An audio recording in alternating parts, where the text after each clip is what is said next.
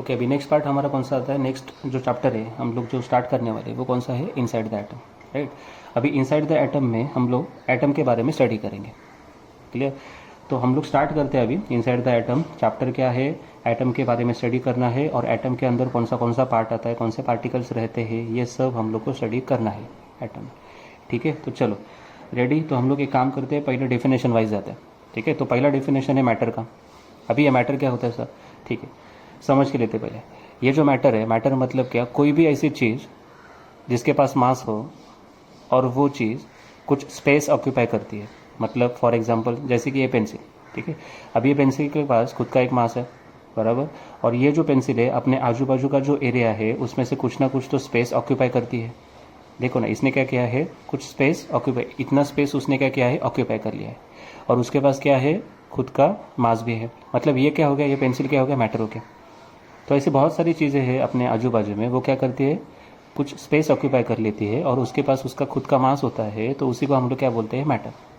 Simple. तो देखो matter का डिफिनेशन क्या है, anything which has a mass and occupy the space. मतलब हमारा बॉडी भी क्या है, मैटर, बराबर ना। हमारा बॉडी भी क्या रहेगा, मैटर। क्यों, क्योंकि हमारा बॉडी भी जो है वो क्या है, कुछ स्पेस ऑक्यूपाई करता है और उसके पास खुद का मास है। मतलब हमारे बॉडी का भी कुछ मास है, ठीक है। तो वो भी क्या बन गया, मैटर बन गया। ओके, तो मैटर का डेफिनेशन तो क्लियर हो गया, anything which has a mass and occupy the space, ठीक है। चलो आगे बढ़ते। अभी मैटर को मैंने क्या किया, कट करना स्टार्ट किया। मतलब क्या सर, देखो अभी ये पेंसिल है, समझो एक मैटर है। इसको मैंने क्या किया, कट किया मतलब क्या, छोटे छोटे छोटे छोटे पार्ट्स बनाना स्टार्ट किया, ठीक है। तो इसको कट करने के बाद इसका जो लास्ट वाला पार्ट बचेगा, जो फर्दर डिवाइड नहीं हो सकता, ठीक है।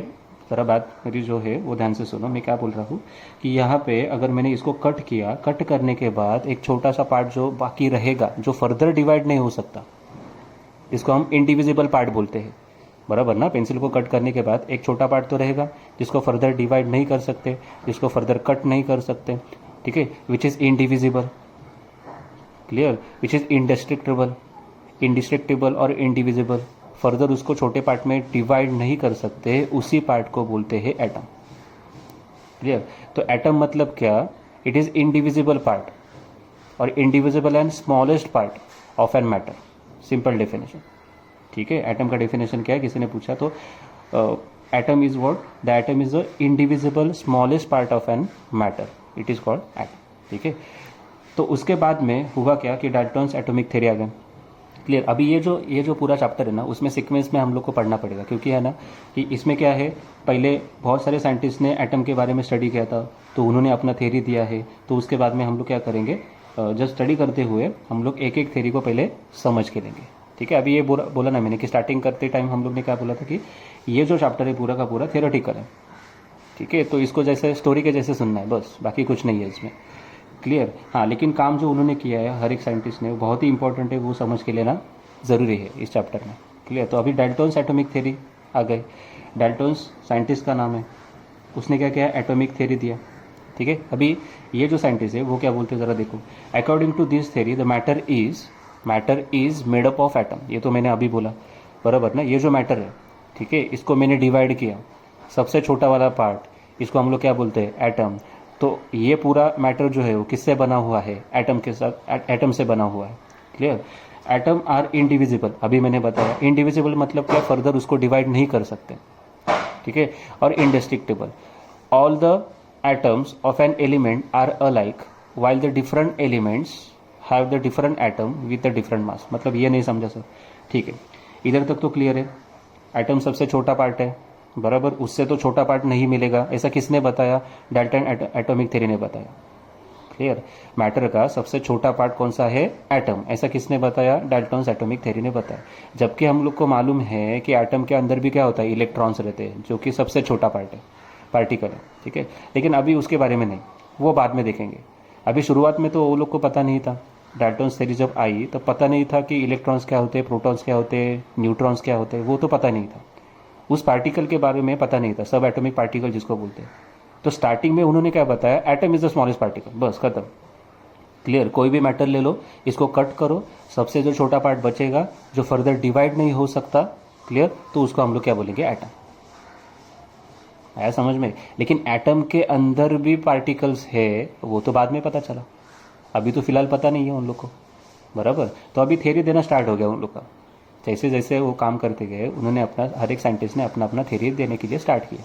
तो पहला थ्योरी जो है वो ये है डाल्टन्स एटॉमिक थ्योरी का, this is the first theory, ठीक है, जिसके बारे में जिसमें हम लोग क्या करेंगे, एटम के बारे में स्टडी करेंगे। अभी लास्ट वाला जो पॉइंट है वो थोड़ा समझ में नहीं आया, ठीक है, बराबर ना, ये वाला, all the atoms of an elements are alike while the different elements have a different atom with the different mass. मतलब क्या, कोई भी समझो मैंने सब्सटेंस लिया, समझो सोडियम से बना हुआ एक सब्सटेंस है, ठीक है, सोडियम से बना हुआ ये कुछ सब्सटेंस है, मैटर है, समझो सोडियम से बना हुआ है, Na मतलब क्या, सोडियम एटम से बना हुआ एक सब्सटेंस है, ठीक है। अभी सोडियम एटम से बना हुआ ये एक सब्सटेंस है जिसमें क्या रहेगा, सोडियम रहेगा हर जगह पर, सोडियम के एटम्स रहेंगे, बराबर। यहाँ पे सोडियम एक एटम है, यहाँ पे सोडियम का एक एटम है, यहाँ पे सोडियम का एक एटम है, तो हर जगह पे क्या रहेगा, सोडियम से बना हुआ है ना ये। समझो ये पेंसिल का एग्जाम्पल हम लोग लेते हैं, समझो ये पेंसिल फिलहाल, ठीक है, मैं ऐसे नहीं बोल रहा हूँ, ये फिलहाल एज्यूम करो कि ये सोडियम से बना हुआ है, एज्यूम करो, मुझे भी पता है, ठीक है, लेकिन ये सोडियम से बना हुआ है ऐसे एज्यूम करते हैं हम लोग। तो इसमें सब क्या है, सोडियम का छोटा छोटा एटम्स है, बराबर। छोटा पार्ट मतलब क्या, इसका छोटा पार्ट मतलब एटम ना, तो इसमें क्या है, सब सोडियम का छोटा छोटा पार्ट यहाँ पे प्रेजेंट है। क्लियर सर, समझा। तो वैसे ही एक सब्सटेंस मैंने लिया, एक मैटर है जिसमें क्या है, सोडियम्स का ऐसा एटम है, बहुत सारे एटम्स रहेंगे, ठीक है। तो समझो मैंने सोडियम का कौन सा भी दो एटम इसमें से निकाला, समझो दो एटम्स मैंने इसमें से बाहर निकाला, देखो ये वाला और ये वाला एटम, ये दोनों एटम्स को मैंने बाहर निकाला, ठीक है, और उनको ऑब्जर्व किया, तो दोनों भी एटम्स आइडेंटिकल थे मतलब क्या सर, दोनों भी सिमिलर थे, ठीक है। सिमिलर मतलब क्या, उनका मास भी सेम, उसका एटॉमिक नंबर भी सेम, सब कुछ सेम, उनका साइज भी सेम है। तो इस तरह से उन्होंने क्या बोला कि अगर सेम एलिमेंट है, अभी देखो सोडियम का एलिमेंट था ना ये पूरा, ये जो एलिमेंट है वो क्या है, सोडियम का। सोडियम के एलिमेंट में से या मैटर में से मैंने कोई भी दो अगर एटम्स ले लिए बाहर, तो वो दोनों तो क्या थे, आइडेंटिकल थे, मतलब सभी एटम्स, इसके अंदर जो भी कुछ सोडियम का एटम है वो आइडेंटिकल रहेगा। ऐसा नहीं होगा कि ये सोडियम का एटम इससे कुछ अलग है, नहीं। क्लियर, ये पूरा किससे बना हुआ था, सोडियम से। अच्छा ठीक है, तो सोडियम का जो भी कुछ एटम्स है वो सब एटम्स एक दूसरे के समान रहेंगे, मतलब क्या, आइडेंटिकल रहेंगे, उनमें कुछ डिफरेंस नहीं रहेगा। नहीं तो एक बड़ा एटम है, एक छोटा एटम है, एक का साइज छोटा है, एक का बड़ा है, एक का मास ज़्यादा है, एक का मास छोटा है, ऐसा कुछ नहीं होता, ठीक है। हाँ लेकिन यहाँ पे देखो, अगर मैंने दूसरा सब्सटेंस लिया जो कि मैग्नीशियम से बना हुआ है, फिलहाल समझो हम लोग एग्जाम्पल ले लें, ठीक है। तो यहाँ पे समझो मैग्नीशियम से बना हुआ जो मैटर है वो मैंने कंसीडर किया। अभी इसमें कौन सा एटम रहेगा, मैग्नीशियम का, हाँ सर बराबर, इसमें मैग्नीशियम सब प्रेजेंट रहेगा, हाँ ये तो समझा। जैसे यहाँ पे सोडियम प्रेजेंट है, वैसे यहाँ पे क्या रहेगा, मैग्नीशियम के एटम्स प्रेजेंट रहेंगे। अभी मैंने क्या किया, ये मैग्नीशियम और ये मैग्नीशियम को चेक किया, देखो ज़रा, दो एटम्स मैंने इसमें से भी उठाया, मैग्नीशियम को चेक किया मैंने, तो ये दोनों मैग्नीशियम भी सेम थे। मतलब एक एलिमेंट में जो भी कुछ एटम्स है, सेम टाइप के एटम्स, ठीक है, सोडियम सब सेम टाइप के, तो सेम टाइप के एटम्स है किसी भी एलिमेंट में प्रेजेंट है, ठीक है। एलिमेंट का मीनिंग ही वो होता है, एलिमेंट में क्या होता है, सेम टाइप का एटम्स ही प्रेजेंट रहता है, ये बात थोड़ा ध्यान में रखो, ठीक है। एलिमेंट मतलब क्या, सेम टाइप का एटम्स रहेगा। सेम टाइप का मतलब क्या, इधर सोडियम की जगह पर कुछ मैग्नीशियम ऐड हुआ है क्या, नहीं, सोडियम है तो हर जगह पर सोडियम ही है, सोडियम का एटम ही प्रेजेंट है, तो इसको हम लोग क्या बोलते हैं, एलिमेंट, राइट। तो एलिमेंट का कौन सा भी दो एटम उठाओ, उनका उन दोनों भी एटम्स का मास, एटॉमिक साइज सब सेम रहेगा। वैसे ही यहाँ पे ये भी एक एलिमेंट है जो कि मैग्नीशियम का है, तो मैग्नीशियम का दो एटम्स मैंने उठाया तो वो भी आइडेंटिकल है, ठीक है। तो किसी भी एलिमेंट का एटम जो है उनका जो प्रॉपर्टीज वगैरह हुए वो सेम रहेगा। लेकिन बात तो यहाँ पे स्टार्ट होती है, अगर मैंने सोडियम को और मैग्नीशियम को कंपेयर किया, देखो अभी सोडियम और मैग्नीशियम, देखो अभी इन दोनों का मैंने कंपेयर किया, तो अभी कुछ अलग होने वाला है। देखो सोडियम का एटम और मैग्नीशियम का एटम मैंने ऑब्जर्व किया, तो दोनों का साइज डिफरेंट, दोनों का मास डिफरेंट, सब कुछ डिफरेंट, ठीक है। तो डिफरेंट एलिमेंट का एटम मैंने कंपेयर किया, ध्यान से सुनो, डिफरेंट एलिमेंट का एटम्स मैंने कंपेयर किया, तो मुझे प्रॉपर्टीज वगैरह सब कुछ डिफरेंट दिखाई दिए। क्लियर, एटम उनका सेम नहीं था, ये छोटा रहेगा, ये बड़ा रहेगा, कुछ भी रह सकता है, उनका मास अलग अलग रह सकता है। क्लियर, समझे यहाँ तक। तो वही डाल्टन्स थ्योरी ने बताया कि देखो, क्लियर, देखो ये समझो पेंसिल है और ये क्या है, पेन है, ठीक है। समझो मैं यहाँ पे कंपेयर करके देता हूँ आपको, ये एक एलिमेंट है और ये एक एलिमेंट है, ओके, ये पेंसिल है और ये पेन है, ठीक है, क्लियर यहाँ तक। ओके, अभी देखो ये एक एलिमेंट है और ये एक एलिमेंट है, फिर से देखो ये एक एलिमेंट है और ये एक एलिमेंट है। तो इसका एटम अगर मैंने उठाया बाजू में रखा, इस पेन का एटम उठाया बाजू में रखा, ठीक है, तो दोनों डिफरेंट एलिमेंट के एटम्स अगर मैंने बाजू में रखे तो दोनों भी क्या है, डिफरेंट डिफरेंट, उनका प्रॉपर्टी सेम नहीं रहेगा। हाँ, लेकिन पेंसिल का एटम्स उठाया, दो एटम्स उठाया, यहाँ पे रखा तो दोनों भी सेम है। पेन का एटम्स उठाया, दोनों भी पेन का एटम उठाया, यहाँ पे रखा तो दोनों भी सेम है। लेकिन एक पेंसिल का एटम और एक पेन का एटम्स उठाया और यहाँ पे रखा तो दोनों का जो प्रॉपर्टीज है वो अलग अलग दिखाई दे रहा है, समझा। तो इसको एलिमेंट करके ट्रीट करो तो आ जाएगा समझ में। ये एक एलिमेंट है और ये एक एलिमेंट है, तो दोनों का प्रॉपर्टीज अलग अलग है। Alright, clear. ओके, तो यही बोलने का कोशिश कर रहा है डाल्टन एटॉमिक थ्योरी कि according to this theory the matter is made up of the atoms, atoms are indivisible, वो तो मालूम है, indestructible, all the atoms of the elements are alike.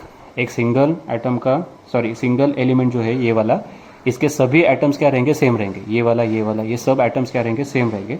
While the different element, देखो different element मतलब क्या, ये एक एलिमेंट, ये एक एलिमेंट, डिफरेंट एलिमेंट है, ये एक अलग एलिमेंट है, ये एक अलग एलिमेंट है, ठीक है।